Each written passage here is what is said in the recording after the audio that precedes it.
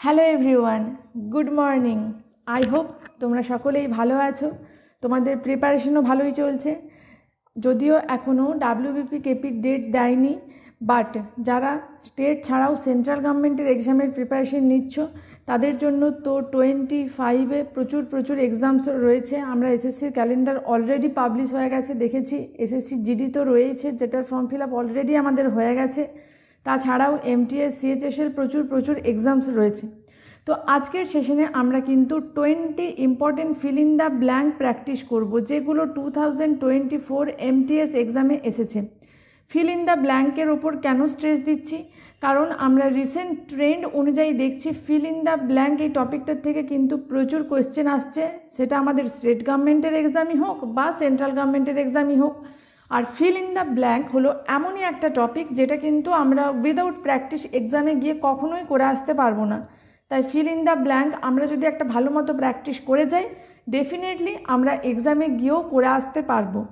So এখানে আমরা কিন্তু ফিল ইন দ্য ব্ল্যাঙ্ক যেগুলো রিসেন্ট এক্সাম অর্থাৎ 2023-24 এসেছে সেগুলো কাভার করছে প্র্যাকটিস সেশনে। তোমরা অবশ্যই লার্নিং আওয়ারের সাথে যুক্ত থাকো, এখানে কিন্তু অনেক গুরুত্বপূর্ণ প্র্যাকটিস সেট তোমরা পাচ্ছ অ্যালং উইথ ভোকাবের ওপর বেশ কয়েকটা ক্লাস হয়ে গেছে। যদিও লাস্ট কিছুদিন ধরে তোমাদের ভোকাবের কোনো ক্লাস দেওয়া হয়নি, বাট অলরেডি যারা ভোকাবের ওপর ক্লাস দেখতে চাইছো বা ক্লাস করতে চাইছো তাদেরকে বলবো তোমরা যাও লার্নিং অর্ডার প্লে লিস্টে গিয়ে চেক করো, সেখানে তোমরা পাবে ভোকাবের ওপর কিন্তু প্রচুর সেশন করানো হয়ে গেছে।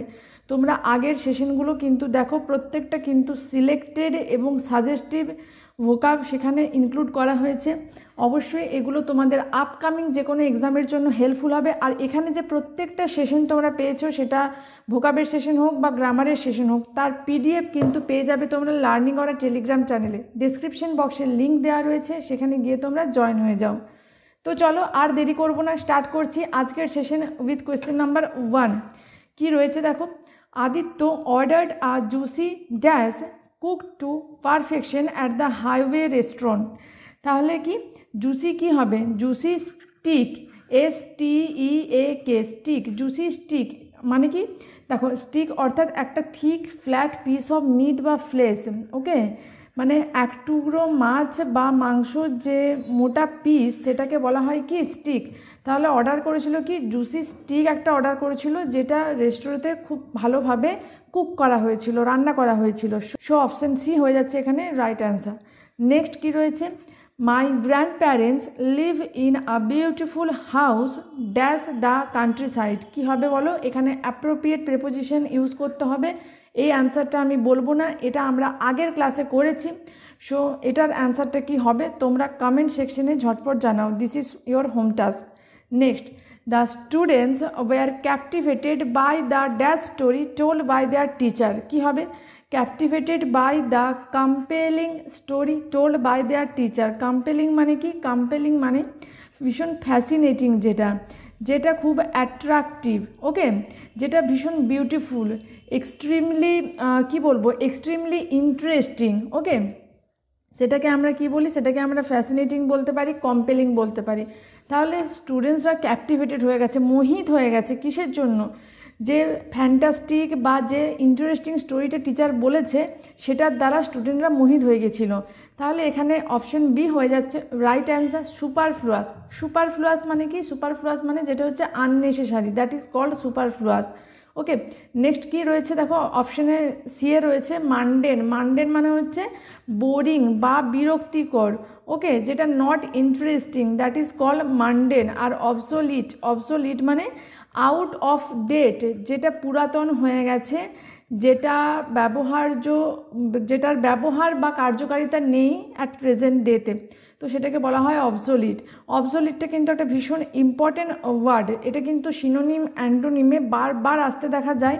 ওয়ান ওয়ার্ডেও ইভেন এটা অবসোলিট ওয়ার্ডটা দিয়ে ওয়ান ওয়ার্ড আসে, মানে ধরো the thing that is out of use, one word substitution কী হবে? অবসোলিট হবে।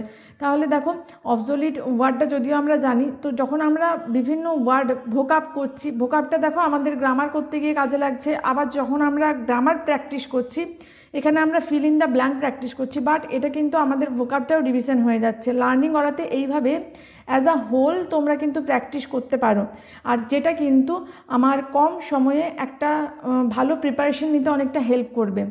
দেখো, অবশ্যই তোমাদের কিন্তু ইংলিশ সাবজেক্টটাকে অ্যাজ আ হোল ট্রিট করা দরকার। অনেকে বলে যে ইংলিশের তো দুটো ভাগ, আমাদের এক্সামের জন্য ইংলিশের একটা ভাগ গ্রামার আর একটা হচ্ছে ভোকাব।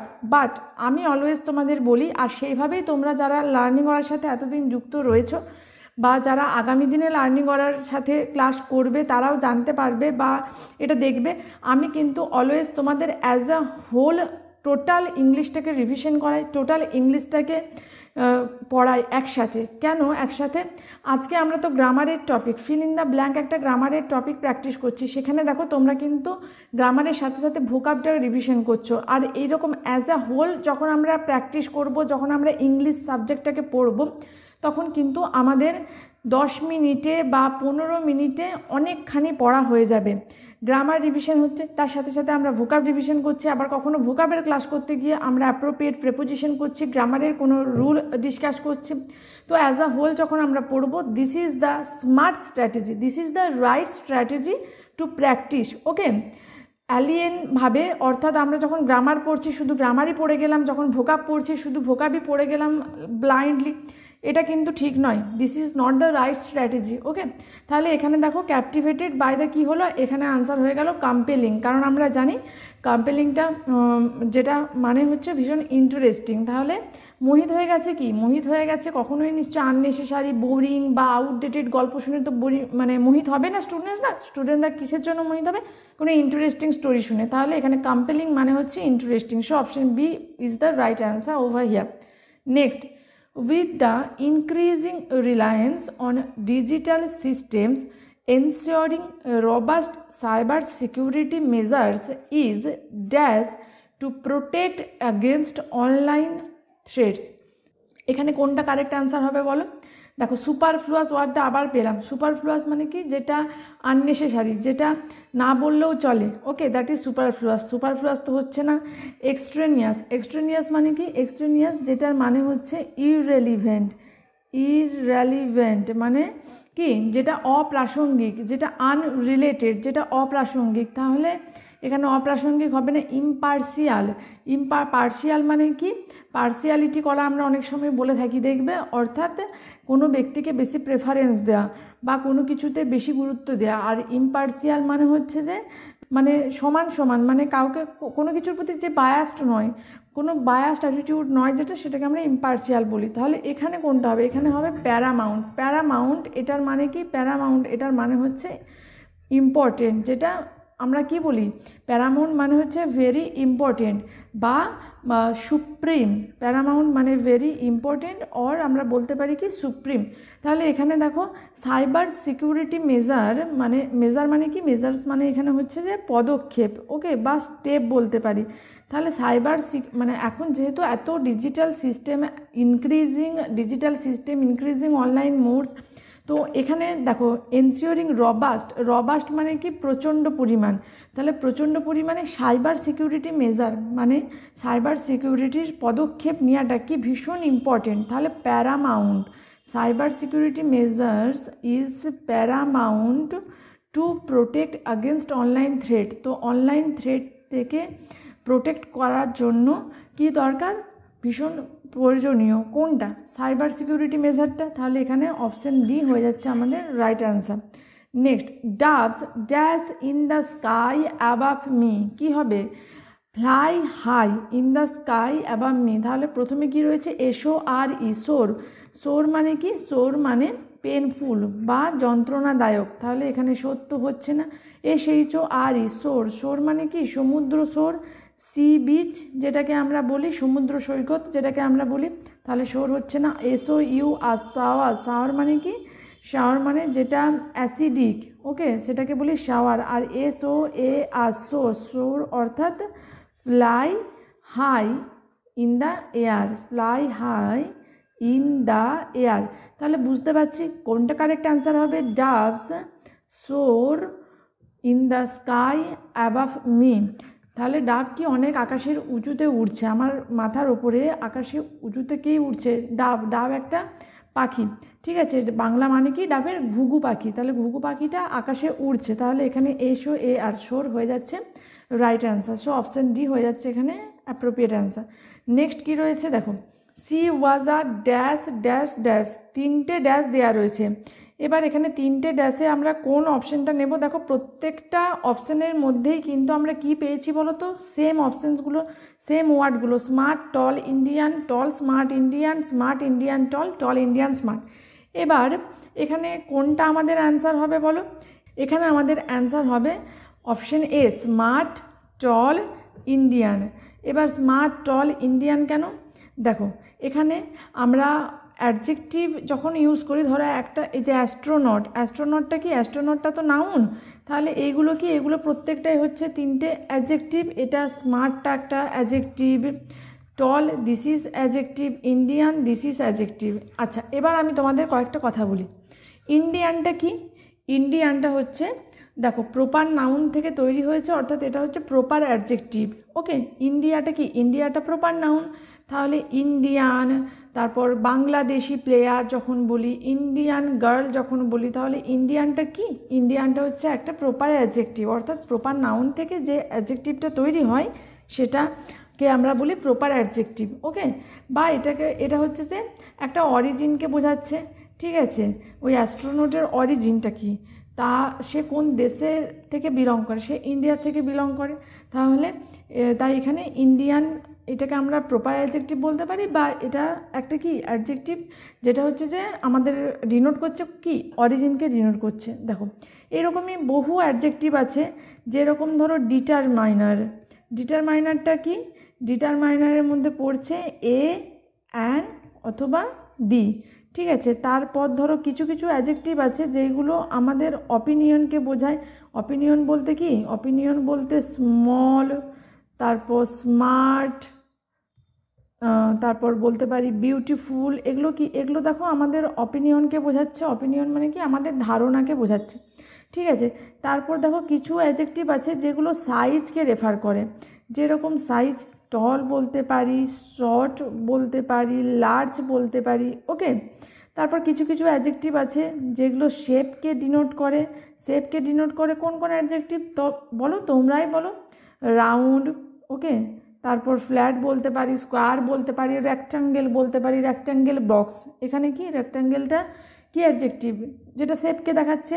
তারপর কিছু অ্যাডজেক্টিভ আছে যেগুলো কালার ডিনোট করে, যেরকম রেড হতে পারে, ইয়েলো হতে পারে, গ্রিন হতে পারে, ব্লু হতে পারে। ওকে, তারপর কিছু অ্যাডজেক্টিভ আছে যেগুলো আমাদের অরিজিনকে ডিনোট করে, যেরকম Bangladeshi, Chinese player, Bangladeshi player, Indian soldier. তাহলে ইন্ডিয়ান, ফ্রেঞ্চ, বাংলাদেশি এগুলো কি? এগুলো হচ্ছে আমাদের অরিজিনকে ডিনোট করে।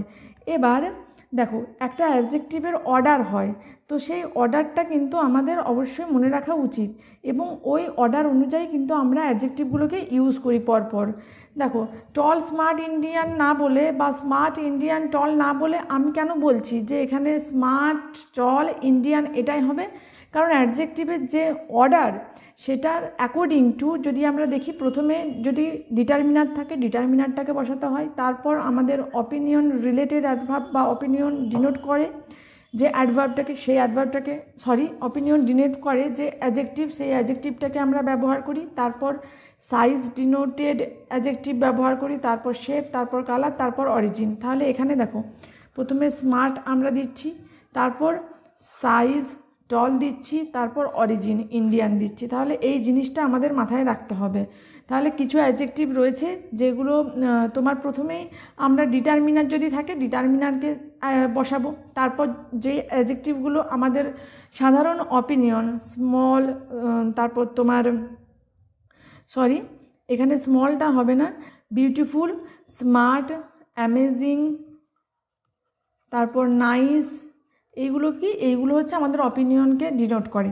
তাহলে প্রথমে ডিটারমিনার যদি থাকে তাকে দেব, তারপর অপিনিয়ন বোঝানো যে অ্যাডজেক্টিভগুলো রয়েছে সেই অ্যাডজেক্টিভগুলোকে ব্যবহার করব, তারপর সাইজ মেনশন করছে বা ডিনোট করছে যে অ্যাডজেক্টিভ সেইগুলোকে ব্যবহার করব, তারপর শেপ ডিনোটেড অ্যাডজেক্টিভ যদি থাকে, তারপর কালার, তারপর অরিজিন। ওকে, তাহলে এখানে আমরা কি পেয়েছি? অপিনিয়নটা পেয়েছি, সাইজটা পেয়েছি, আর অরিজিনটা পেয়েছি। তাহলে আমাদের দেখো smart, tall, Indian. So option A হয়ে যাচ্ছে এখানে right answer. I hope you will get my point. Okay, তো এটা তোমরা অবশ্যই একটু নোট করে নিও, কারণ এই রুলটা কিন্তু ফ্রিকোয়েন্টলি আমরা কিন্তু বইয়ে সবসময় কিন্তু মেনশন থাকে না। এটা কিন্তু এই ছোট্ট ছোট্ট জিনিসগুলো, এইগুলো তোমরা যত বেশি প্র্যাকটিস করবে তত কিন্তু তোমরা এই জিনিসগুলো জানতে পারবে। চলো নেক্সট কি রয়েছে? Dash we gave them was some homemade ice cream. কি? What we gave them was some homemade ice cream. যেটা আমরা তাকে দিয়েছিলাম সেটা কী ছিল না? Homemade ice cream. So option D হয়ে যাচ্ছে এখানে appropriate answer. Next, the CEO came up with a groundbreaking strategy to dash new markets and capitalize on emerging trends. কি হবে? দেখো, the CEO came up with a groundbreaking strategy to কি? To break into new markets and capitalize on emerging trends. এখানে আমরা break ইনটুটাকে right answer হিসাবে নিলাম। এবার দেখো প্রত্যেকটা কিন্তু এখানে যেগুলো রয়েছে প্রত্যেকটাই হচ্ছে ইম্পর্টেন্ট ফ্রেজাল ভার্ব। তাহলে এটা আমাদের কিন্তু একটু ভালোভাবে ডিসকাস করতে হবে। দেখো, ব্রেক ইনটু, একটা ব্রেক ইনটু মানে হয় কি? এন্টার বাই ফোর্স, মানে কি বলবো, এন্টার বাই ফোর্স, অর্থাৎ জোর করে কোথাও প্রবেশ করা, সেটাকে ব্রেক ইনটু বলা হয়। আবার আর একটা ব্রেক ইনটু মানে কি? চেঞ্জ অ্যাব্রাপ্টলি, হঠাৎ করেই কোনো কিছু চেঞ্জ করে দেওয়া, মানে স্লো থেকে স্পিডে, স্লো মুভমেন্ট থেকে স্পিডি মুভমেন্টে যখন হঠাৎ কিছু চেঞ্জ করে দেওয়া হয় তো সেটাকে আমরা কি বলি? ব্রেক ইনটু বলি। তাহলে এখানে দেখো গ্রাউন্ড ব্রেকিং স্ট্র্যাটেজিটা কি? Break into new markets and capitalise on emerging trend, অর্থাৎ মানে মার্কেটিং স্ট্র্যাটেজিটা কি হঠাৎ করে এখানে চেঞ্জ করার কথা বোঝানো হচ্ছে, তাই এখানে ব্রেক ইনটু হচ্ছে right answer. Break down, break down মানে কি? ব্রেক ডাউন, দেখবে কোনো মেশিন হঠাৎ করে ব্রেক ডাউন হয়ে যায়, হঠাৎ করে চলতে চলতে কোনো গাড়ি স্টপ হয়ে গেল, স্টপ সাডেনলি, সেটাকে ব্রেক ডাউন বলি। বা ব্রেক ডাউনটা আমরা কিন্তু ইমোশনাল কোলাপস, অর্থাৎ মানসিকভাবে ভেঙে পড়া, সেটাকেও আমরা ব্রেক ডাউন বলি। আচ্ছা, ব্রেক আউট মানে কি? ব্রেক আউট মানে হচ্ছে হঠাৎ করে ছড়িয়ে পড়া, ঠিক আছে? স্টার্ট সাডেনলি, সেটাকে আমরা কি বলি? সেটাকে বলি ব্রেক আউট। ওকে, আর ব্রেক অফ মানে হচ্ছে সিজ সাডেনলি, মানে হঠাৎই বন্ধ হয়ে যাওয়া, দ্যাট ইজ ব্রেক অফ। তাহলে এখানে আমাদের কিন্তু ব্রেক রিলেটেড 4টে ফ্রেজাল ভার্ব আমরা এখানে জানতে পারলাম। Next, following weeks of intense training, মানে পরের উইকের যে রিগোরাস ট্রেনিংটা, the athlete dash in the championship. কী হবে? The athlete completed in the championship. Completed, দেখো following weeks of intense training, যেহেতু ইন্টেন্স ট্রেনিংয়ের জন্য অ্যাথলেট কী করেছিল? কমপ্লিট করেছিল দ্য চ্যাম্পিয়নশিপ। চলো এখানে আমরা কয়েকটা জিনিস ডিসকাস করব। এখানে দেখো অপশানগুলো দেখো, ওয়ার কমপ্লিটিং ছিল, হ্যাভ বিন কমপ্লিটিং ছিল, আর হ্যাভ কমপ্লিটেড ছিল। এখানে কোনোটাই হবে না, আমরা কিভাবে শিওর হয়ে যাব? দেখো এইভাবে অপশানগুলো কিন্তু আমরা একটু অ্যানালিসিস করব, তাহলে কিন্তু আমাদের এক্সামে গিয়ে যখন আমরা কারেক্ট অ্যান্সারটা কী হবে সেটা নিয়ে আমাদের কনফিউশন যদি থাকে, আমরা যদি সেটা বুঝতেও না পারি, বাকি অপশানসগুলো যখন এলিমিনেট করব তখন আমরা বুঝতে পারবো যে এ হচ্ছে না, বি হচ্ছে না, ডি হচ্ছে না, অর্থাৎ সিটা তো ডেফিনেটলি রাইট অ্যান্সার হবে, তাই না? কেন এ, বি আর ডি হলো না? চলো জেনে নেব। দ্য অ্যাথলিট, এটা কি? The athlete, this is singular subject বা সিঙ্গুলার নাউন, ঠিক আছে? তাহলে সিঙ্গুলার সাবজেক্টের সাথে তো আমরা সিঙ্গুলার ভার্বই ইউজ করব। তাহলে ওয়ারটা কি? ওয়ারটা হচ্ছে বি ভার্বের পাস্টের প্লুরাল ফর্ম, হচ্ছে না। হ্যাভটা হ্যাভ ভার্বের প্লুরাল ফর্ম, হচ্ছে না। এখানেও রয়েছে হ্যাভ, হচ্ছে না। তাহলে দেখো ইজিলি আমরা বুঝতে পারছি যদি এ, বি আর ডি না হয় কি হতে পারে? সি হবে ডেফিনেটলি, এটাই আমাদের 100% আনসার হবে। Next, the street is crowded, রাস্তাটা খুব ভিড়ভাট্টাময়।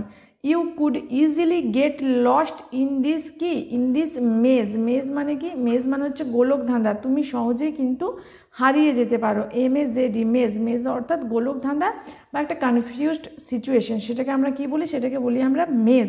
আচ্ছা, MAIZE, মেজ, MAIZE, এটা একটা ইম্পর্টেন্ট ওয়ার্ড। মেজ মানে কি? মেজ মানে একটা সিরিয়াল, যেটা হচ্ছে ভুট্টা, যেটার মানে ভুট্টা। মেজ মানে হচ্ছে ভুট্টা। ধরো ফার্মার প্রডিউস মেজ, এই যে MAIZE, এটা দিয়েও কিন্তু আমাদের একবার কোয়েশ্চেন এসেছিলো যে ফার্মার্স প্রডিউস তারপর মেজ, MAZD, MAISE এরকম করে 4টে অপশানস দেওয়া ছিল। তো সেখানে MAIZD মেজটা ছিল রাইট অ্যান্সার।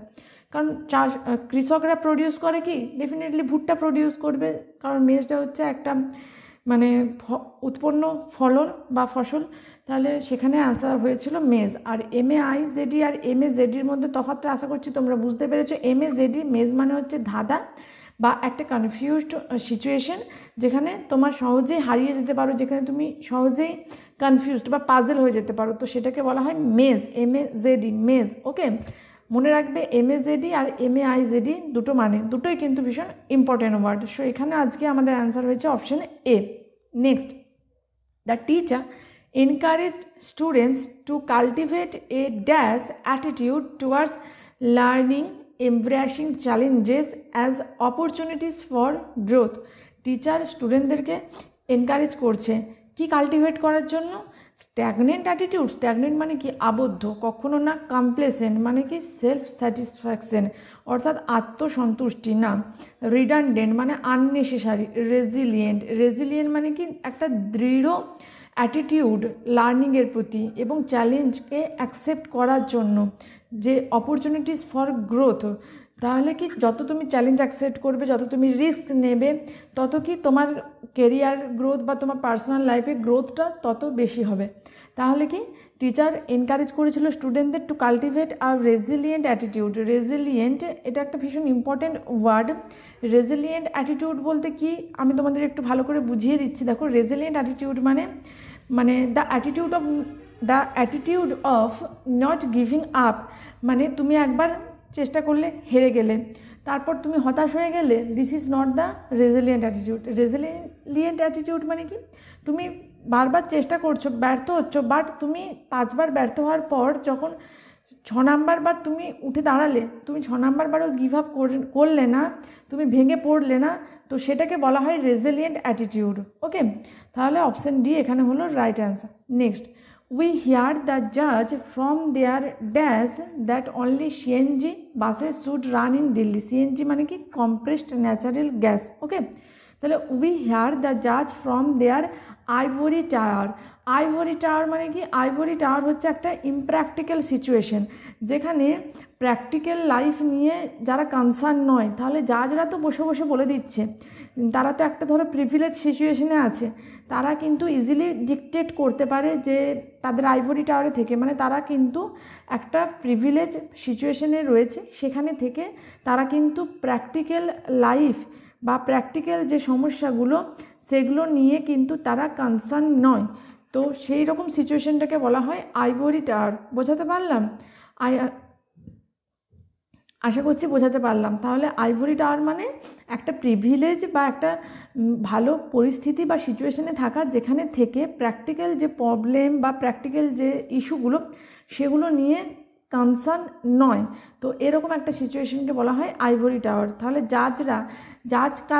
জাজদের সিচুয়েশনটা আমরা বুঝতেই পারছি, তারা আইভরি টাওয়ারে থেকে কিন্তু তারা মানে বলছে যে শুধুমাত্র কম্প্রেসড ন্যাচারাল গ্যাস থেকে যে বাসগুলো চলে সেই বাসগুলোই দিল্লিতে চলবে। ওকে, তাহলে এটা তারা ওখানে বসে ডিকটেট করছে। তাহলে এখানে আইভরি টাওয়ার হয়ে যাচ্ছে অ্যাপ্রোপ্রিয়েট ইডিয়াম। আচ্ছা, মেল্টিং পট। মেল্টিং পট মানে কি? মেল্টিং পট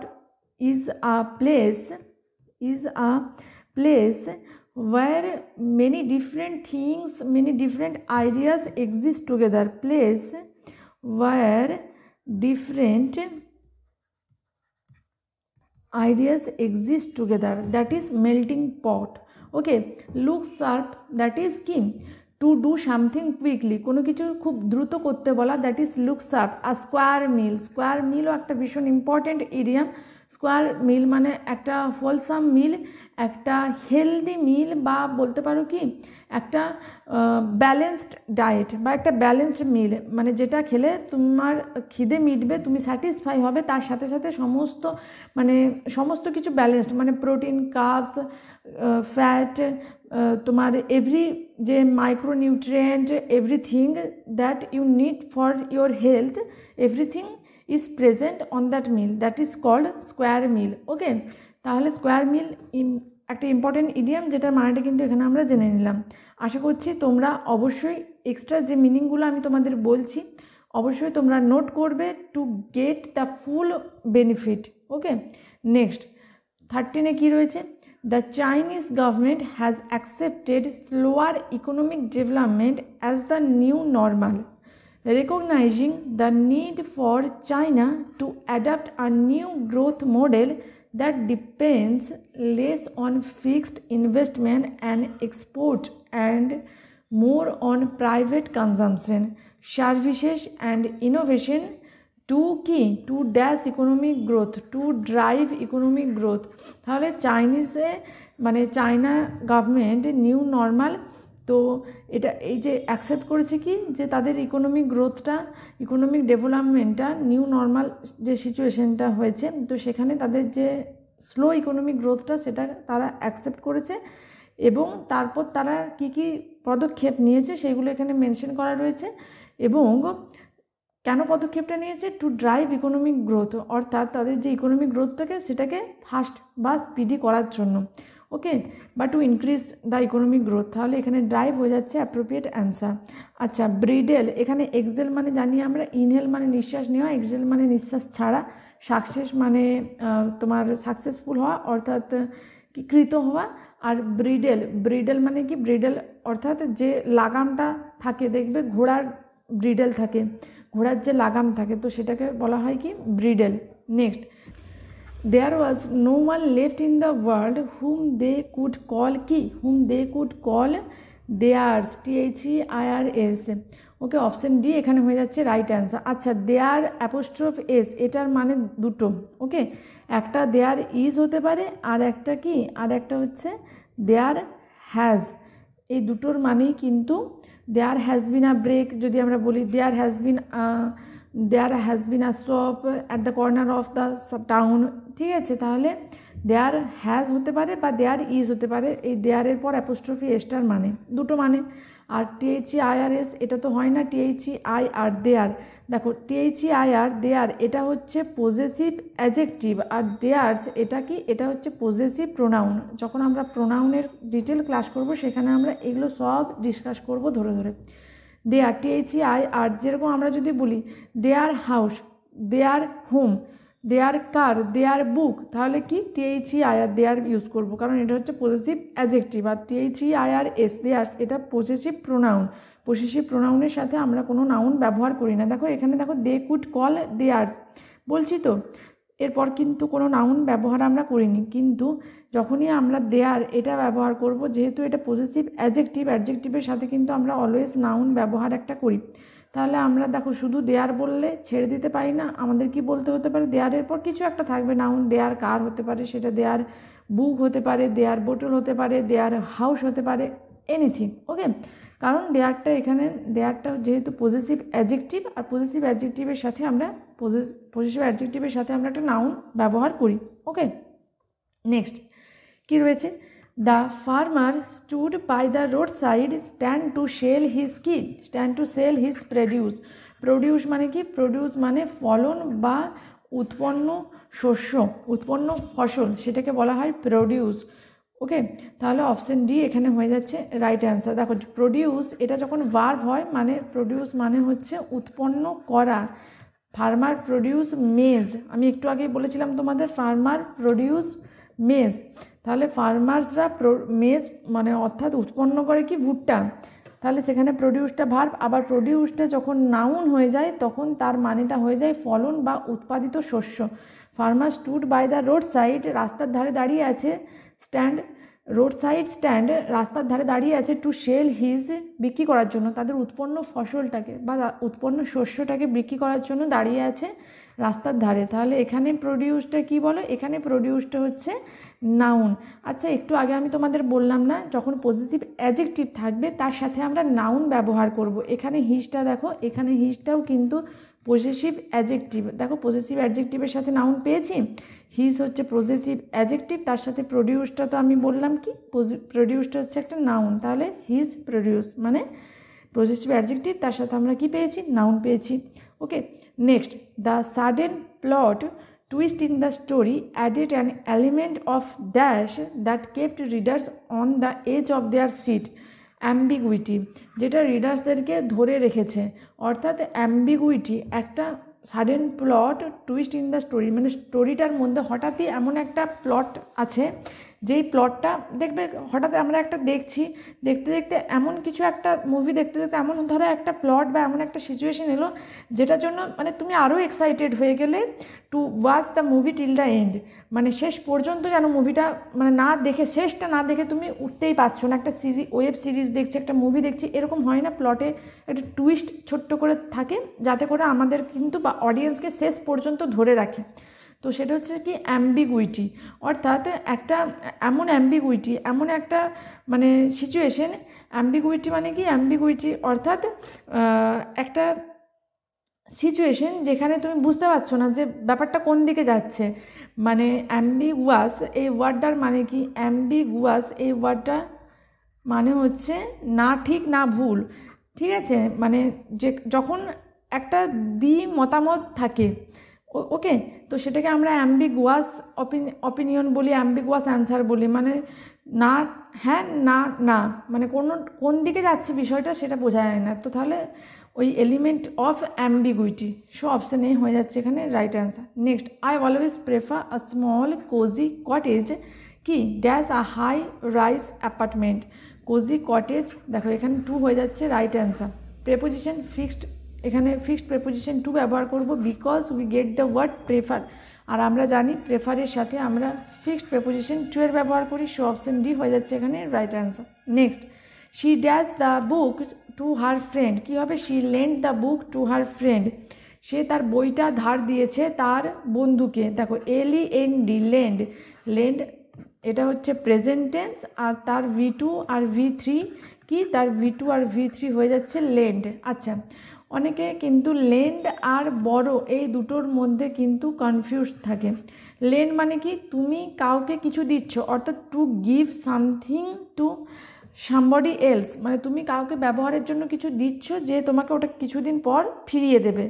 ওকে, তাহলে সেটাকে ধার দেওয়া, লেন্ড মানে কি ধার দেওয়া, আর বড় মানে কি ধার নেওয়া। তুমি কারোর থেকে কোনো কিছু নিচ্ছ, কিছুদিন ব্যবহার করবে এবং তারপর তাকে সেটা ফিরিয়ে দেবে, তাহলে সেটাকে আমরা কি বলি, সেটাকে আমরা বলি বড়।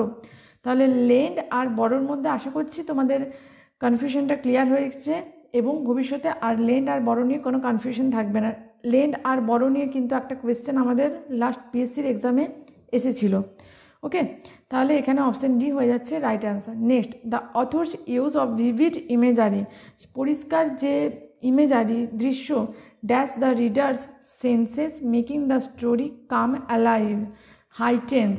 তাহলে অথর মানে যে লেখক তিনি কি করেছে, তার যে ভিভিড ইমেজারি ব্যবহার করেছে লেখার মধ্যে সেটা কি করছে, হাইটেন্স মানে কি ইনক্রিজ করেছে।